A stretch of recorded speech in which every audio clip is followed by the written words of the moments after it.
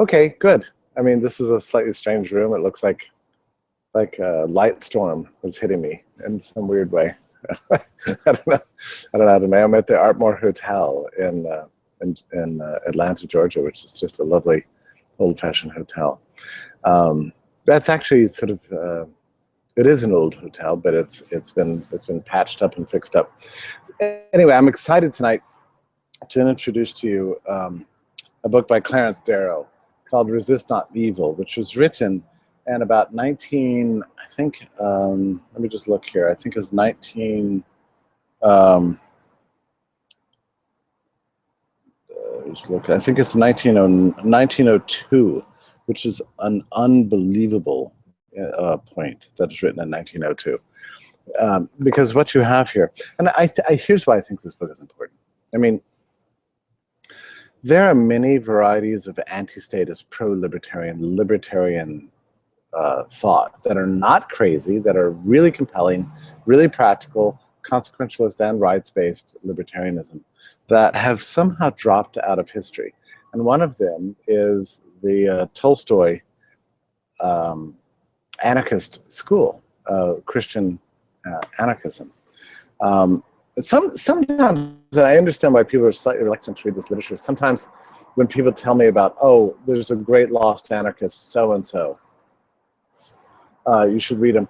I'm a little reluctant because I figure like any amount of their thought, from the late 19th century, early 20th century, maybe going back, 17th century, oh, here's a 15th century anarchist you have to read. It's like my bias is to think like anything that's worth reading, if there were any ideas worth preserving in that literature, then they would have been absorbed into the modern anarcho-capitalist trend, and we should be able to discover them, all of them, by reading, and all the authors I love, Rothbard or David Friedman or Frank Chodoroff or whatever. And so I tend not to visit those people because my other problem is that you typically bump into errors like crazy views on sexuality or criminal justice or property rights or Proudhonian weirdness, and it's just too eccentric. I'd rather just read the pure modern stuff and sort of get my ideas from that. Well, so this book though is really an exception. So it's not it's somehow not made it into the canon. How can I say this? It's not as part of the canon that that modern anarcho-capitalists normally think of as being part of theirs, and I think it's tragic. And I don't know how to account for it except to say this is an oversight. The book is by Clarence Darrow, and it's one of the greatest books I've ever read in my life. In fact, people ask, what book do you recommend? Should I read?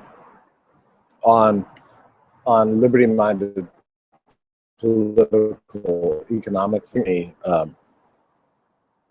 examples, I talked about Chodoroff. I love that Chodoroff book on the rise and fall of society. Talk about Martin van Creveld on the rise and decline of the state. Mises' is liberalism. Obviously, Rothbard's Foreigner Liberty, which is kind of a composite of all existing libertarian thought as it stood in 1972. Machinery of Freedom. I mean, there are many books, too many to name here. But I don't actually believe that one's understanding can be complete until you discover and read Resist Not Evil by Clarence Darrow. By the way, tonight's broadcast is going to be short. I'm only going to do 30 minutes here, so I'm going to have to move very, very quickly here through this book.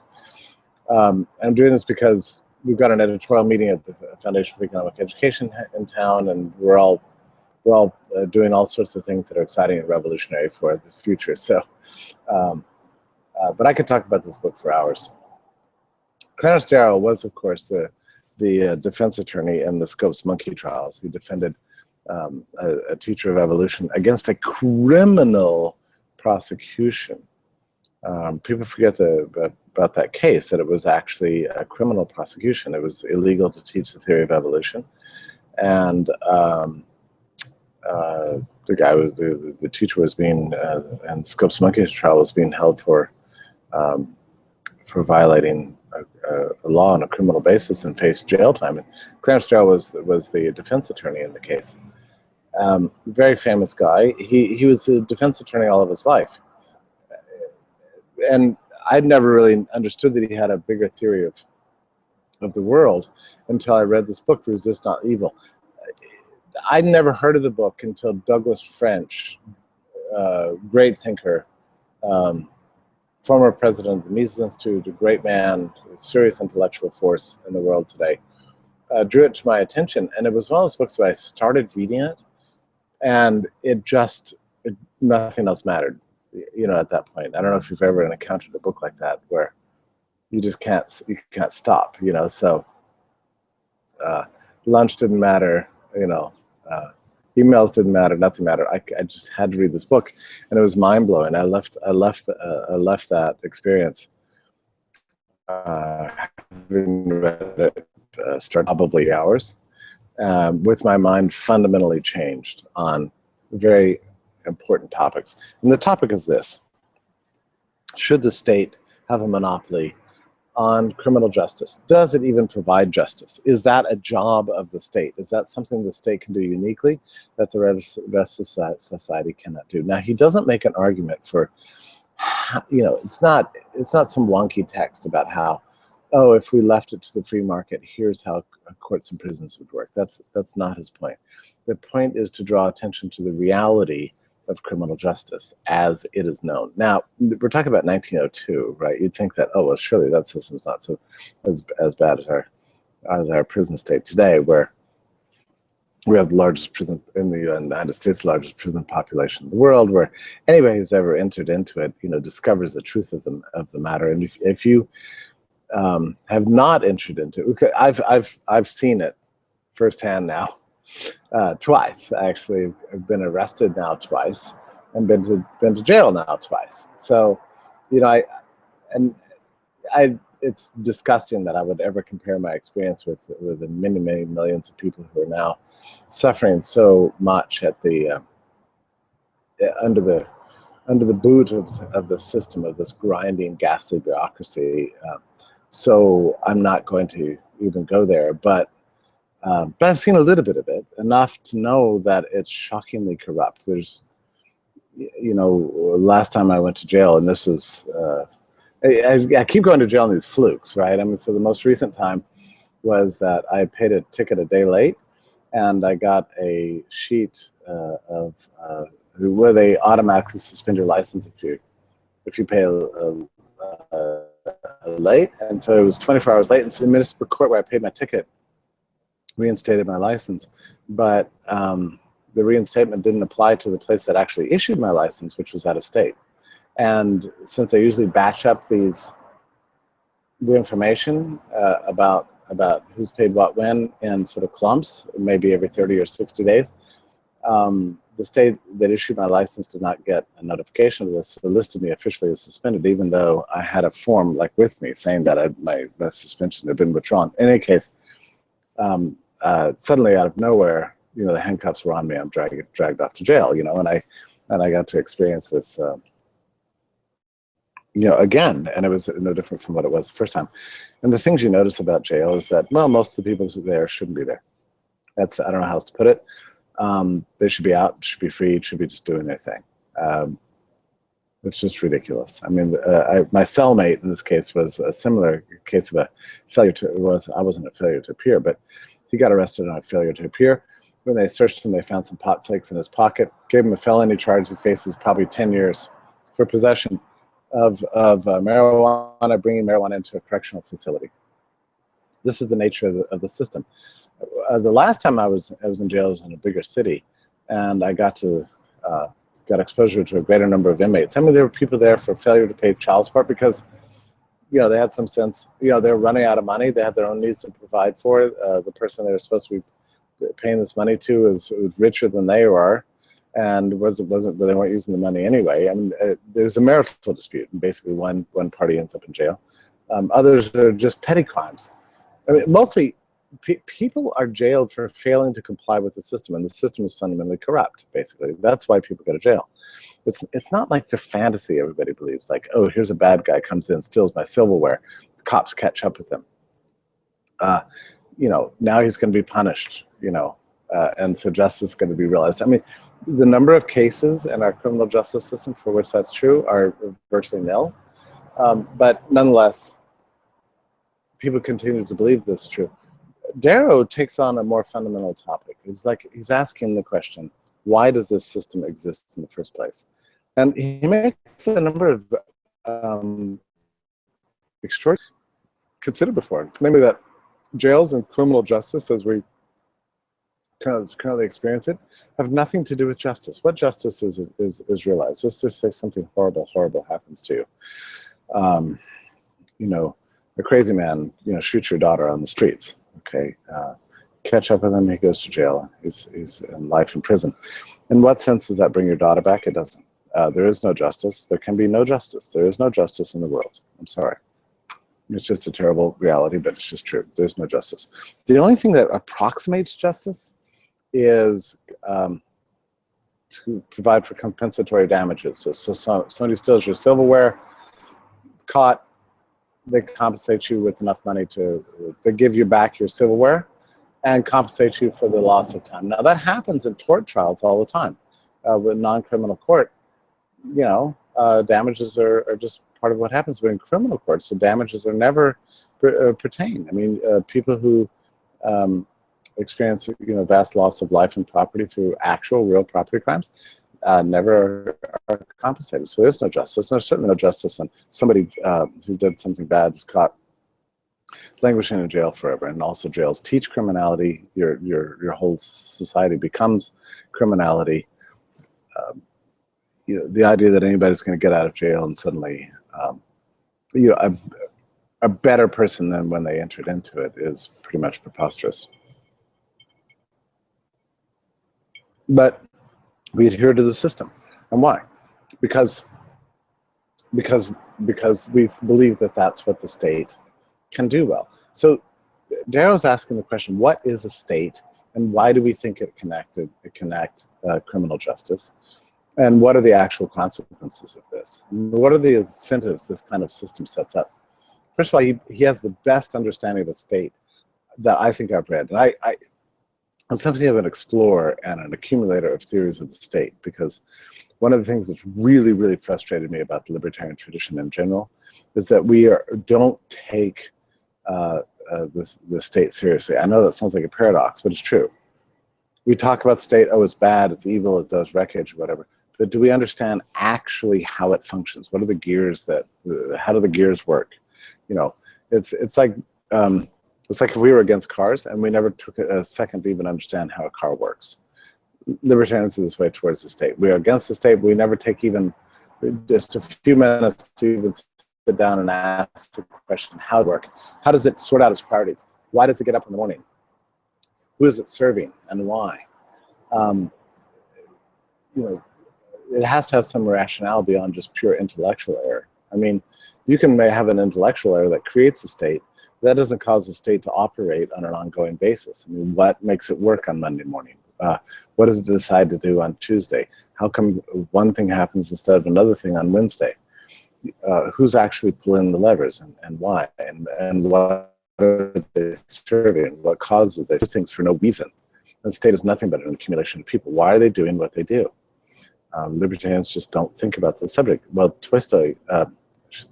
Clarence Darrow has a really good theory about this whole thing, and his theory is essentially the state, which is an apparatus of violence and coercion and compulsion, operates according to a different law from the rest of society, does things that nobody else can do for risking being entrapped in the criminal justice system. The system can do it. What does the system do, and who does it serve? And it serves, to his mind, a ruling class.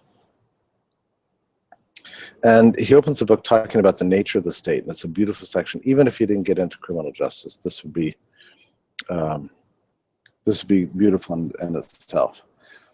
Every government on earth is a personification of violence and force, and yet the doctrine of non-resistance is as old as human thought. Even more than this, the instinct is as old as life on earth. The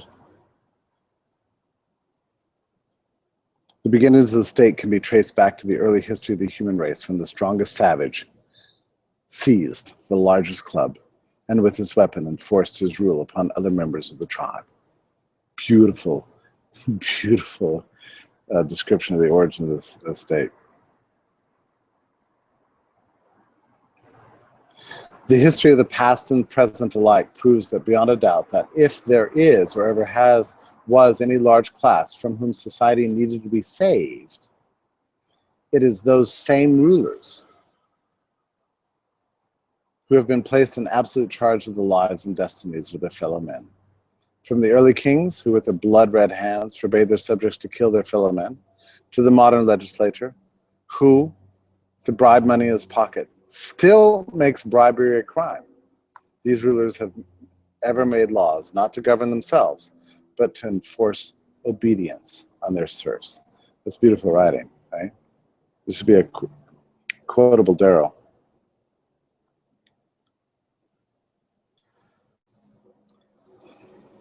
The first great instrument which supports every government on earth is the soldier with his gun and sword. True, the army may be but rarely used. With the civil power, the civil courts of justice, the policemen and jails generally suffice in civilized lands to maintain existing things.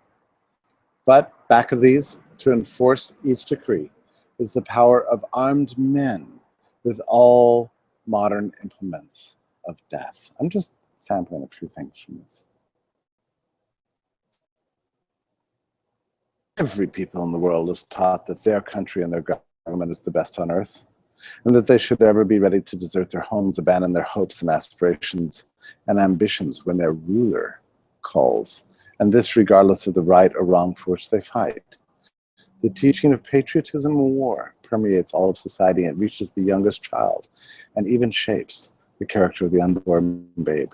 It fills the soul with false ambitions, with ignoble desires, and with sordid hopes. This is nice, isn't it? Isn't it just fabulous? Okay, what about what is civil government? Civil governments, like military governments, are instituted and controlled by the ruling class. Their purpose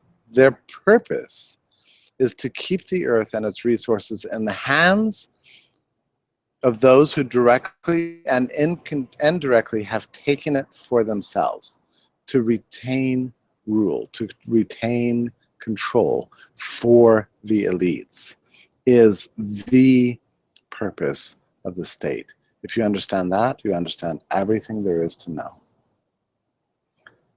And yet, how often do we forget that? We forget it constantly. We forget it every day. I mean, you can't repeat that sentence enough. If you understand that, then you understand politics. True. This can only be done by the establishment and maintenance of certain rules and regulations concerning the disposition of property and the fate of men. A vast army of officials, governors, legislators, tax gatherers, judges, sheriffs, policemen, and the like are maintained by the governing class to enforce these rules and regulations and keep the exploited in their place. The decrees of courts and the various orders of civil government are enforced by a violence, differing only in kind from the general's commands.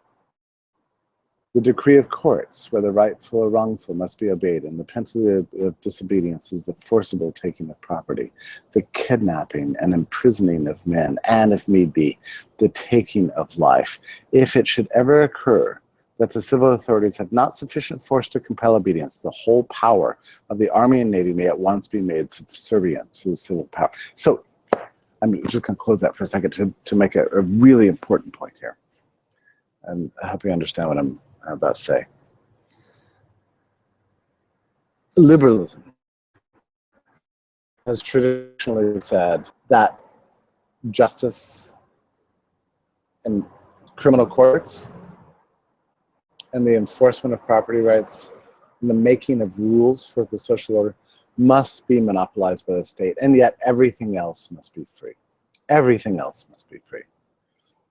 this is a view that's been held since the time of Hobbes. It was Locke, it was Mises, Hayek. I mean, yeah, this has been a view that's permeated Jefferson, permeated classical liberalism forever, that everything can be free except this one, what's typically described as small area of criminal justice, where and rulemaking and rule enforcement.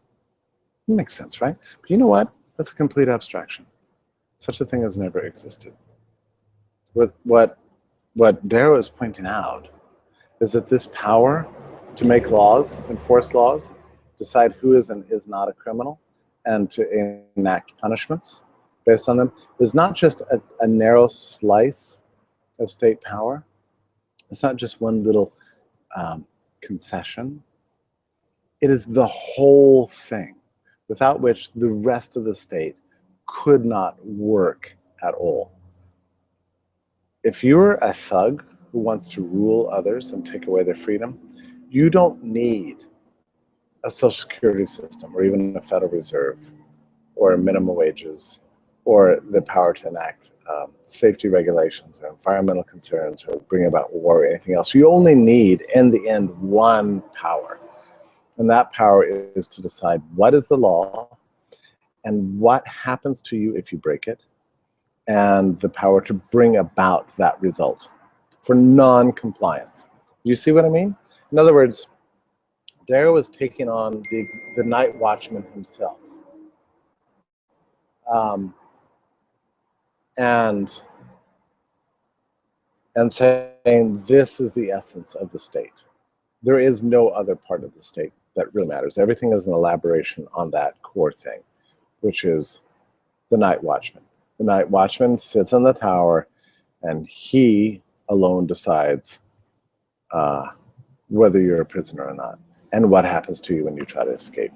So the irony is that the old liberal school of non-anarchist thought gave up the most fundamental institution. They said, we want total freedom, but we're going to give the state this one little power. Well, that one little power is all the power that despots need. That's it, nothing. So then he asked, okay, so I'm going to leave that there. And I don't know if you've ever thought about that before, but it's awesome. In other words, I mean, I'm elaborating here on what he says, but I mean, you know, when you're thinking about cutting the state, people often have this one power. According to Darrow's way of thinking, the power that people want to preserve for the state is the one and most important power that you want to get rid of. Nothing else matters. You can have all health and safety regulations and environmental stuff and war-making powers and you know, every kind of surveillance and censorship, and you name it. If you take away from the state the ability to make and enforce the laws, decide what they are and what happens to you if you break them, then all the other powers collapse. They're all dependent upon that one power. So if you want freedom, you might as well just forget about all the rest of the stuff that everybody's been talking about for hundreds and hundreds of years that the state shouldn't do, and just focus on the one most important area, which is law and criminal justice. And if you give up that one power, then you can forget the rest. I mean, you throw out that one power, the rest collapses. If you concede that one power, the rest is a given. Once you make that concession, you're on the trajectory to a total state. And that's an awesome thing, because let's face it, the libertarian tradition, for that matter, the conservatives, the liberals, and everybody else, has not really thought about this. They've not really thought about this monopoly of violence that the state has. Yet it's the number one most important thing. Okay, so what does the state do with this power? And this is where it gets awesome. And you have to get to the section, I mean, you'll read a third of the way into the book and not get to anything about criminality, but the criminality section is that there's so much great in this book, but the stuff in criminality is the most important thing. So what does the state's criminal justice system do? What is it? Why does it get up in the morning? What does it exist? What is its function? Its function is to create criminals. Not to diminish the number of criminals, but to make more of them. the more criminals it can make, the more it thrives, and the more the system lives and grows. So the state is tasked, like by society or by intellectuals or whatever, with reducing crime, but the state has every incentive to do exactly the opposite. Manufacture more criminals, make criminality more pervasive, find ever more ways to make more of them. And we're always shocked by this. You know, for example, it's very common these days for the government to run sting operations, posing as an underage child or a drug dealer or whatever. And so many crimes are this way, just these days, just government posing as it's just entrapment. So, and there's something funny about that, right? We go, well, why are they trapping? Is that really right to entrap people? I mean, have you really done a crime if you've agreed to sell heroin to the guy down the street, and it turns out he doesn't really exist, and suddenly the cops break into your house and accuse you of selling heroin that you didn't sell to nobody in particular? I mean, is that really right? That's entrapment, right? But that's entrapment is the thing that the government does to make more criminals. And it's not just that. That's why the state passes laws.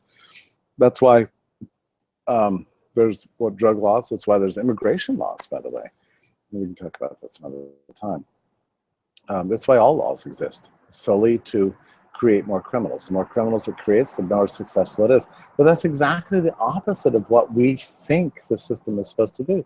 We think the system is supposed to keep us safe from criminals. And in fact, what the system is doing is creating ever more. And you can see this in just the way the system operates. I mean, I had an interesting experience recently. I mean, the reason I was pulled over and the reason the cops grabbed me and arrested me was because there's a new law that says, it's called the move over rule, that when a cop is stopped on the side of the road, you're supposed to go to the left lane and slow down and stay as far away from them as possible and pass by slowly. And I didn't know about this rule, and I just kind of kept driving the right lane. I was like, oh, there's a policeman. I drove by. Well, that whole thing was, that whole scene that I witnessed was the cops testing compliance with the move over rule. They weren't moved over for any other reason other than to test whether or not people were moving over. And that's why I got my ticket, and that's why I was ultimately arrested. I mean, this is what the state does. They set up situations, make it impossible for you to comply. And in fact, nobody in the world today is compliant with a fraction of the state's rules. And they're made so that you can't comply with them, so that we all can become criminals at any one time. And the state needs this it needs criminals the way dolphins want to eat fish. I mean, they have to be fed every day. When I was in jail recently, when they found the pot in the guy's pocket, they were high-fiving each other. We got ourselves a felon. Well, this is a win. This is a win for the government. The more criminals they make, the more they are succeeding in achieving what they do. It's a grossly unjust system. It always has been. Again, this book was written in 1902. Amazing to think of. So that's what the system does. The more efficient and bigger the government is, the more criminals it makes. That's why there are truancy laws. I mean, that's why there are drug laws. That's why there's an uncountable. That's why the regulations for compliant and non-compliant, the government's rule could fill up this room with paper, probably 10 times over. There's an uncountable. Nobody can possibly know the law. You can't just reflect internally on what's right and what's wrong. No. It's not possible to know the law. The reason for that is that the state wants a system where everybody is non-compliant, essentially, so they can have an unlimited number of people violating the law to feed into their systems and into their prison systems, and to keep their judges busy and to keep the courts busy, and to continue to provide some sort of raison d'etre for why they exist at all. So you can see that it's like the opposite of private enterprise. The purpose of McDonald's is to feed people hamburgers and to make a profit. The purpose of this hotel that I'm in is to get clients, to serve them well. And the purpose of the state is to manufacture more people who are in violation of its laws, not to incentivize you to keep the law, but to figure out ways that you can not comply. I mean, another great example of this is the laws on money laundering, right? So people, the higher taxes go and the more difficult it is to move money around. The state imposes ever more severe rules, so you can't move $10,000 in cash from any one institution to any other institution, or else you're guilty of smurfing. Or, no, I'm sorry, you just can't do that, right? But if you move like $9,000 3 times, that's also a violation of law, because what they say is that you're trying to you're just trying to get around the law through carefully structuring your transactions. In other words, you're keeping the law. So if you keep the law, that itself is a violation of the law. So it's not possible to comply with the law. I mean, that's just the way it is today. And why is that? We say, oh, that's stupid, that's random, that's crazy, it doesn't make any sense, that's an irrational rule. Well, it's perfectly rational from the point of view of an institution that wants to create an unlimited number of criminals. That's the goal of the state. So why would you put an institution that is an incentive to treat people ever more unjustly, to achieve less and less justice in the world, to cause ever more human suffering at other people's expense? Why would you put that institution in charge of the most important thing, or what is justice in the world? Why do we do this? It's a mistake, essentially. And I don't know of anybody who covers this subject better than Clarence Darrow. Well, I said I was going to go 30 minutes. I've already gone 40 minutes, so I've gone a little over time. We're a little late starting. I urge you to read this book. It makes it all the more interesting that it was written, 110 or so years ago, 113 years ago. He goes through the whole system of criminal justice and points out other errors that we as libertarians tend to make. We all think that the laws in society should be obvious. We think we know what they should be. Don't trample on a person or property. Well, it turns out there's been no state in the history of the world that thought that should be what the law should be. It should be limited to that. First of all, there's no consistent definition about what is or is not property. We know that slavery lasted several millennia. We know that even now people consider intellectual property to be a valid form of property. There's no agreement on what property is. What it means to transgress against a person is very vague. What seems to be clean rules are actually not clean at all. But no state has even limited itself to those functions. Every state has done everything else. From banning child labor and immigration in our time, regulating the kinds of shoes you can wear, or your hairstyles, or your words, or censorship, which has always been a part of the life of the state. And every state has a different definition of what law is, showing in a way just how completely arbitrary it really is. Again, I think libertarians carry around in their heads some mythical view of a state that's never existed, one that perfectly complies with our imaginations of what a state should do. Well, in fact, it turns out that no state in the history of the world has ever complied with what we think a state should do. It's a unicorn, as Mike Munger actually pointed out recently at the FIORG website. So let's just give up. I would urge you to just completely give up this idea that the state should have any kind of monopoly on what is a crime and what is not a crime, much less pretend to enact criminal justice. There is no such thing. The purpose of the criminal justice system is not to manufacture more justice, but to manufacture more criminals. And then so far as it does a good job, it does a very good job in this area. This subject has to be taken on and has to be thought through. I can promise you this: you think you know libertarian literature, you think you know what freedom and justice is, you think you already know what kind of government and society we ought to live in. Read this book. It'll challenge everything that you think. It's remarkable. His comments even about the death penalty are just awesome. It'll bring you a real sense of passion for, I'm cautious to say for anarchism, because I think that's actually too insidious. How do I say? It's too alarmist a term. It's too intense. What I think it does is it brings you a passion for having a normal society, by which I mean a society without state. I think that should be the normal condition of humankind. just people getting along, gradually working their way towards having a normal life, in absence of this violent apparatus of a ruling class that exploits us, steals our stuff, and pretends to make us safer or more holy or whatever it is the state does. Everything the state does to reinforce the ruling class at our expense. This is his view. And by the way, there's a really beautiful aspect of Cranesterio's writings too. He's pro-commerce, you know? So he's not a communist, he's not a socialist. He's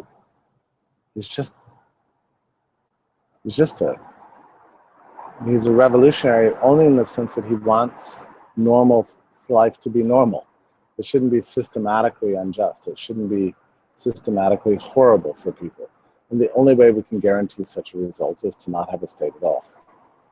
So anyway, I urge you to read the book. It's not going to take a long time. It's a short read, and it'll totally blow your mind. I have a hard time believing that you'll ever look at the world again. It makes sense of so many things that you think are like random events. Oh, look, this person was unjustly treated. Oh, can you believe it? That person's in jail for whatever reason. I don't understand. Can you believe that guy? You get 20 years for distributing a marijuana cigarette.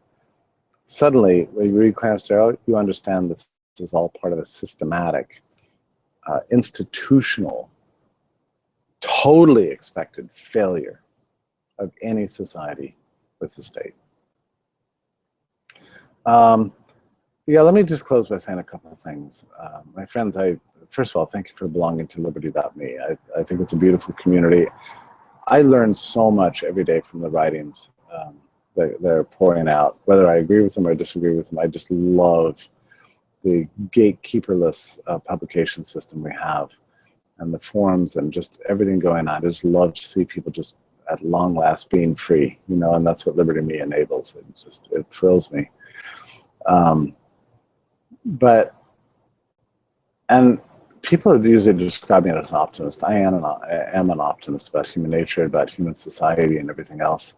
There's one thing I'm not an optimist about, and that's politics. And I believe that we're entering in the U.S. into a very you can see the entire establishment in panic. And normally, under normal conditions, I would just be thrilled to see the establishment in panic. Except there are things that are worse than the establishment. In this case, I would say that worse than the establishment has a name, and that name is Donald Trump. I believe that he is a very dangerous fascist, a brown shirt, and potentially very effective dictator. And I'm terrified about about what democracy could actually yield. I've never been particularly against. I've always been against democracy, but you know there are degrees of against, right? And I've always had some sympathy with Mises's position on democracy that allows peaceful transition between governments, and that's better than revolution. So I haven't felt a particular. Yeah, I could read Mencken about democracy, and I laugh, I'm amused, and more or less agree or whatever, but not really felt that sort of sense of urgent passion about the cause. Suddenly, for the first time, I am feeling that, because I think I know what Trump represents. He represents a very dark and dangerous form of statism that we are not used to being alert to. Libertarians are not aware of dangers from the right. We're always consumed by dangers. We're basically red hunters. We still buy into the Red Scare from the 1920s. You know, we understand that what an egregious thing socialism would be for the world, and left communism, and we're forever attentive to any institutional shifts that push idea against them. But we're almost completely blind to dangers from the right because we're not familiar with it. We don't know what the terms are. We're unable to recognize the cues and the signals. We don't know who they are. We ignore the brown shirts in our midst because they mostly hide in dark corners. But I'm just telling you that this man has somehow, you know, opened the panels to the basement where all the rats and roaches live, and they are coming out in droves right now. So to support this man who's giving there used to be dog whistles. These are not dog whistles. These are audible horns, you know, that draw on people's most base natures of, longing for homogeneous, nativist, patriotic societies of rooted in religion and military strength, ruled from a dictatorial center. I mean, it's the most anti-libertarian candidate in my lifetime who's ever been popular. And I say that even considering, Hillary Clinton and Barack Obama and, every other, John McCain, you name it. Nothing compares to this guy, and he's enormously popular. So it's scary to me because I love the common man, common person on the street. I think they make brilliant decisions as consumers, but as consumers of politics, I think what we've got going on here is one of the great errors in American history, and I'm terrified about where it's going to lead us. We think we have a problem with criminal justice now and the state, surveillance. I mean, this is a man who called for the death penalty for Edward Snowden. That's pretty much all you need to know. But there's a lot more to it because his ideology represents a kind of composite of fascistic thinking that's straight out of the interwar era with a peculiar American spin. Wouldn't you know that when fascism came to the United States, I think it was Sinclair Lewis who said, who was it that said this? That when fascism came to America, we'd be carrying a cross, something like that. Yeah, a little bit of a cross, but actually enormously successful capitalistic businessman and media star. That's our fascism. That's the way it comes to the United States, and people are unaware of it. I'm feeling ever more passionate about the subject. I hope it doesn't turn into an obsession, but I think if there's ever been a time to be obsessed about a trend in politics, it is really now. I think that's what it means. I think that's what the Trump phenomenon means for America. What's the best way to fight it? Live as free as you can. Learn. I can't think of a better book to kind of school you and me. And the true nature of the state, its ruling class roots, its functioning, its ambitions, and why it is not the right means to make the world a better place. Under no circumstances, there's nothing the state can do to make the world a better place. And everything that you're asking the state to do, and Trump has a lot of ideas, is going to make the world less prosperous, less free, and spread human suffering. So now's the time. Now's the time, my friends. Thank you for belonging to Liberty.me, and thank you for joining me tonight. I apologize for a slightly wonky connection and visuals tonight. I should have brought my lights, and I should have brought a better connection with me, but live and learn every week. We always get better. Thank you so much. All the best, and I look forward to seeing you next week. Bye-bye.